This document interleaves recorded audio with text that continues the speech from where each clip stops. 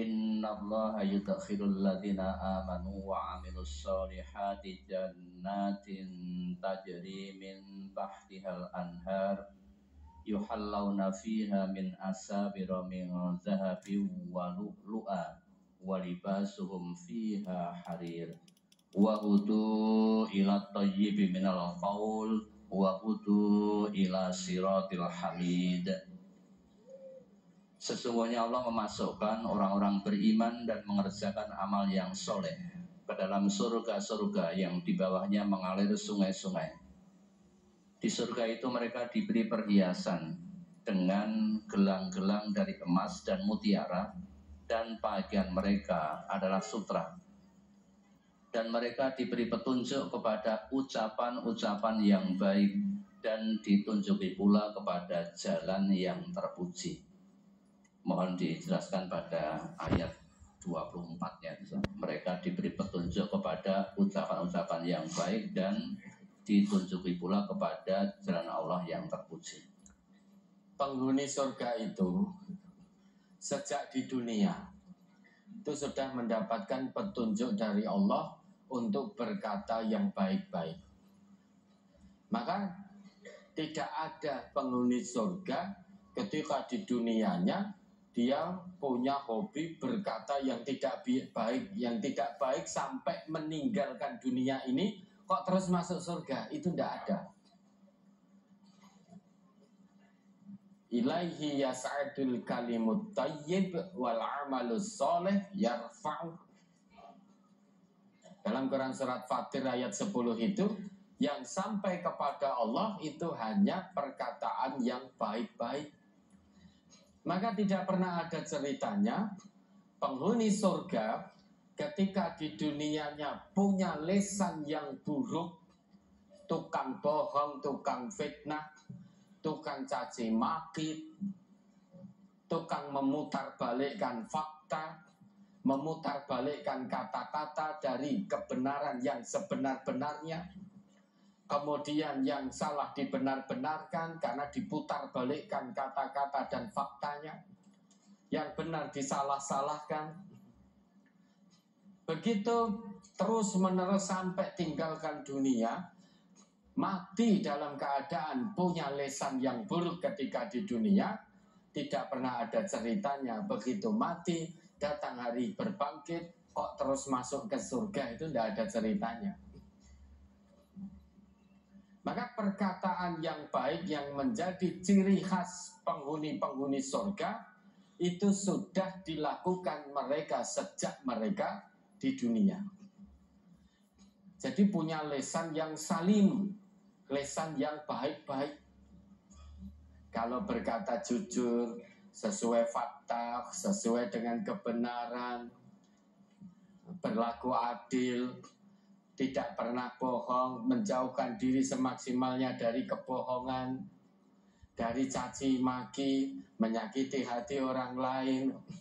Jadi perkataan-perkataan yang santun, perkataan-perkataan yang benar, yang lembut, itu sudah dimiliki oleh penghuni-penghuni surga sejak di dunia. Maka lesan-lesan yang baik ini akan berlanjut di surganya Allah. Maka di surganya Allah, sesama penghuni surga tidak ada saling mendengar caci maki, dusta, bohong, fitnah. Itu tidak pernah terdengar kata-kata itu. Yang terdengar obrolan mereka itu hanya salam, ucapan yang mengandung kedamaian, obrolan yang mengandung kejujuran, ucapan yang mengandung ketentraman hati, dan lain sebagainya. Ucapan yang mengandung keakraban, bukan ucapan yang mengandung permusuhan. Dan begitu pula penghuni surga itu nanti akan diberi petunjuk oleh Allah. Petunjuk itu sudah mereka usahakan dan mereka amalkan hidayah Allah itu sejak di dunia. Pada hakikatnya semua manusia di dunia ini, Bapak Ibu, sudah diturunkan oleh Allah petunjuknya, hidayahnya. Di sekelilingnya itu merupakan petunjuk Allah. petunjuk untuk beriman kepada Allah. Baik itu ayat-ayat qauliyah maupun ayat-ayat kauniyah. Semua yang Allah ciptakan terhampar begitu indah di jagat raya ini, itu juga petunjuk-petunjuk atau hidayah-hidayah Allah bagi manusia untuk menuju keimanan yang mantap kepada Allah. Apalagi ayat-ayat qauliyah, firman Allah yang ada di dalam Al-Quran ini. Namun demikian Bapak Ibu, ada orang yang mau mengusahakan menjemput hidayah Allah sejak di dunia. Namun ada orang yang menutup hatinya, mengunci mati hatinya, sehingga hidayah Allah tidak bisa masuk ke dalam hatinya. Padahal petunjuk sudah ada semuanya. Maka jangan katakan Allah tidak memberi petunjuk kepadaku. Allah itu sudah turunkan petunjuknya dengan sangat sempurna bagi manusia. Tapi ada manusia yang mau menerima petunjuk, mengambil petunjuk yang telah Allah turunkan. Ada manusia yang acuh tak acuh terhadap hidayah Allah, sehingga menolak untuk mendapatkan hidayah. Dia mengunci mati hatinya. Oleh karena itu Allah pun juga beri kebebasan. Faman syaa falyu'min wa man syaa falyakfur. Siapa yang mau beriman, imanlah dengan totalitas. Yang mau kafir, kafirlah tenanan. Yang mau menerima hidayah Allah dan mengusahakannya, usahakan dengan semaksimalnya. Amalkan petunjuk Allah itu dengan semaksimalnya. Yang tidak mau mendapatkan petunjuk, ya sudah, pilihlah jalan kekafiran semaksimalnya. Jadi nek dibom ki ben cucuk ngono. Milih kekafiran ini ya kafir tenan, mursal tenan gitu loh. Nek munafik ya munafik tenan, jadi ben cucuk diobong. Dibakar di neraka kuwi ya rada cucuk, jadi munafiknya tenanan. Kafirnya ya tenanan, musyriknya ya tenanan. Karena kafir tenanan apa setengah-setengah, munafik tenanan apa setengah-setengah, musyrik tenanan apa setengah-setengah, sama dibakar di neraka dengan lipat ganda. Diberi kebebasan oleh Allah. Siapa yang mau beriman, berimanlah. Siapa yang mau kafir, kafirlah. Jadi petunjuk ini sudah mereka usahakan dan mereka amalkan ketika di dunia. Maka berlanjut di akhirat.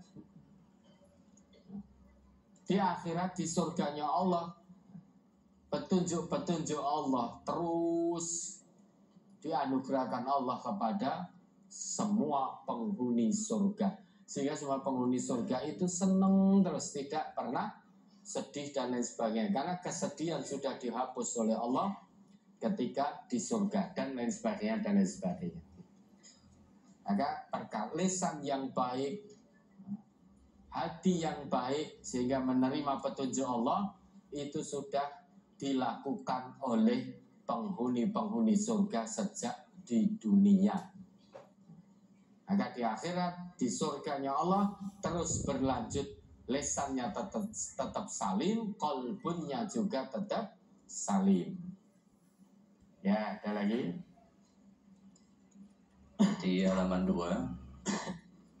akhir dari Quran Surat Yasin ayat 55 sampai 58. Sesungguhnya penghuni surga pada hari itu bersenang-senang dalam kesibukan mereka. Mereka dan istri-istri mereka berada dalam tempat yang teduh, bertelekan di atas dipan-dipan. Di surga itu mereka memperoleh buah-buahan dan memperoleh apa yang mereka minta. Kepada mereka dikatakan salam, sebagai ucapan selamat dari Tuhan yang Maha Penyayang. Sebenarnya dari ayat ini saya menginginkan masuk surga bersama dengan istri, insya Allah. Tetapi ketika istri saat berbicara keras, ketika diajak berhubungan siang hari, alasannya nanti malam. Ketika malam, alasannya saya sudah tidak berhasrat lagi. Selalu istri tidur duluan membelakangi. Pernah saya berhubungan, saya paksa kok malah kasihan. Jarang sekali istri minta duluan. Saya berpikir sebenarnya istri saya cinta kasih tidak sama saya. Padahal saya sudah bekerja dari siang dan malam lillah untuk keluarga. Apakah istri saya seperti ini yang disebut dalam hadis Nabi, kebanyakan penghuni neraka adalah wanita? Padahal saya sangat cinta, sayang pada istri, dan insya Allah saya menginginkan masuk surga bersama-sama. Mohon tausiahnya untuk istri. Ini istrinya hadir.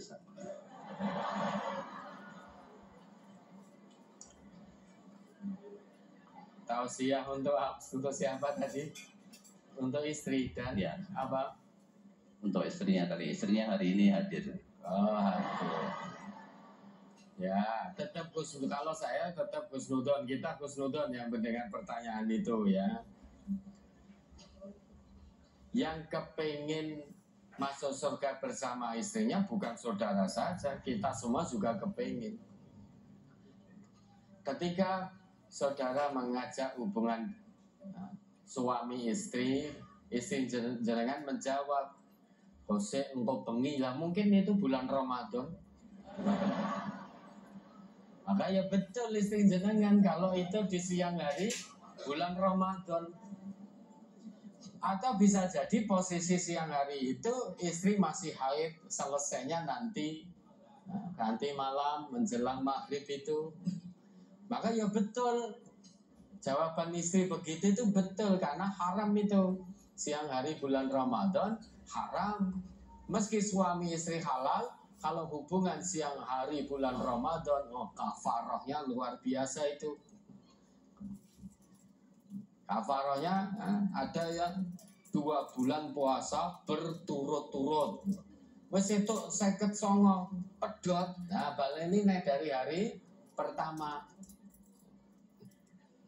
Atau memberi makan 60 fakir miskin. Kalau haid haram, tidak boleh berhubungan. Maka kita kedepankan husnudon mendengar pertanyaan tadi. Kenapa? Lawang istrinya itu sudah sregep ngaji kok. Ya tentunya sudah sangat paham dengan aturan Allah dan Rasulnya.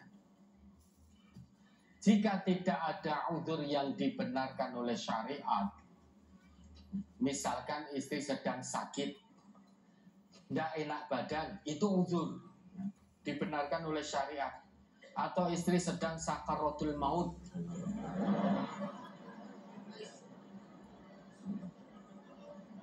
lah kok tidak suami saja yang sakaratul maut? Nah, kan pertanyaannya istri tadi.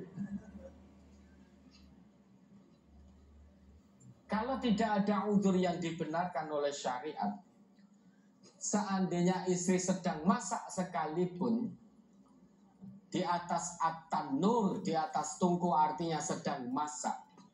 Kalau suami memanggil, dalam arti mengajak ke firasnya, mengajak ke kasurnya untuk berhubungan, maka kewajiban istri itu menjawab panggilan suami.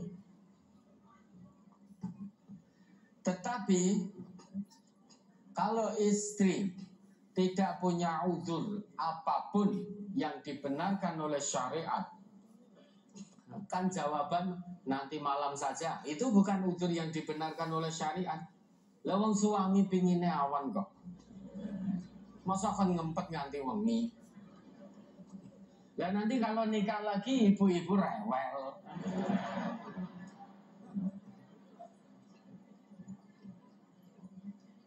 Bareng malam, karena istri wes kesel, sudah tidak punya hasrat. Besok pagi saja, bareng pagi selak, masak dan lain sebagainya. Lalu terus kapan? Jawaban nanti malam saja, besok pagi saja, nanti siang saja, nanti sore saja. Itu bukan udzur yang dibenarkan oleh syariat.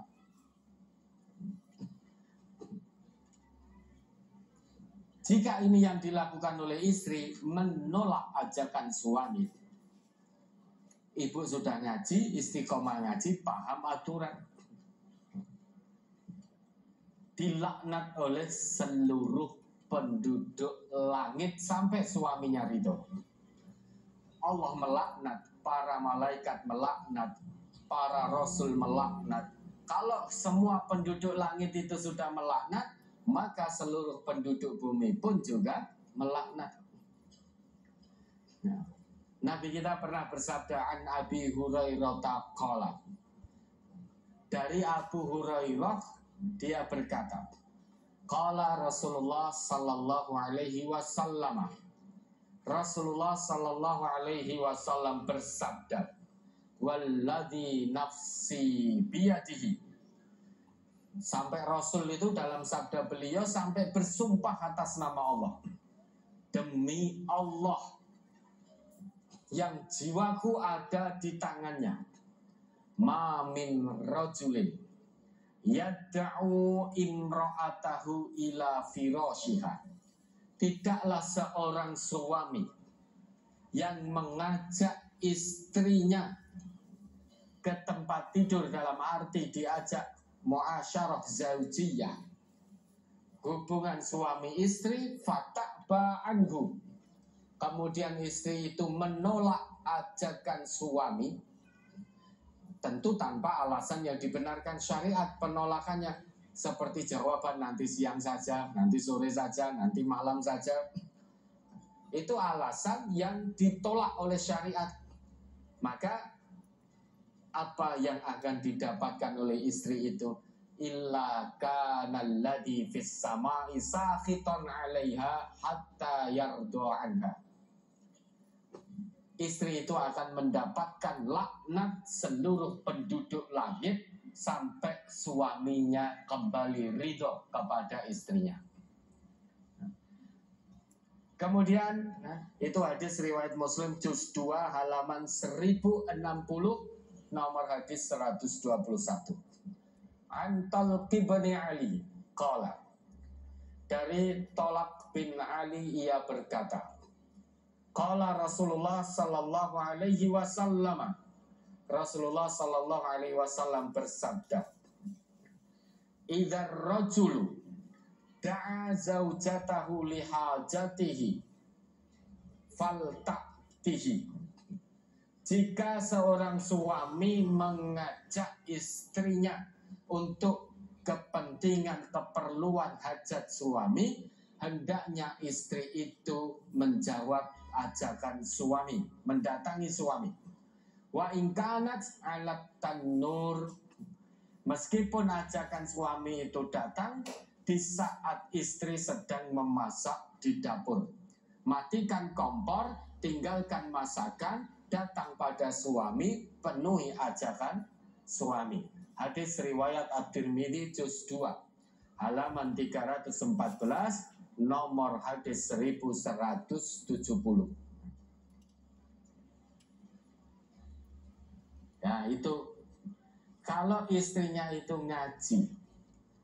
ngaji Quran, ngaji sunnah, dan ingin mengamalkan hasil kajinya, mendambakan keridhaan Allah, mendambakan kasih sayang dari Allah dunia dan akhirat, mendambakan di tempat tinggal yang abadi kelak diizinkan oleh Allah, bertempat tinggal di surganya Allah, maka ajakan suami, kalau tidak ada uzur pada diri istri yang dibenarkan oleh syariat, kewajiban istri datangi, penuhi keinginan suami. Kalau memang istri ini mengharapkan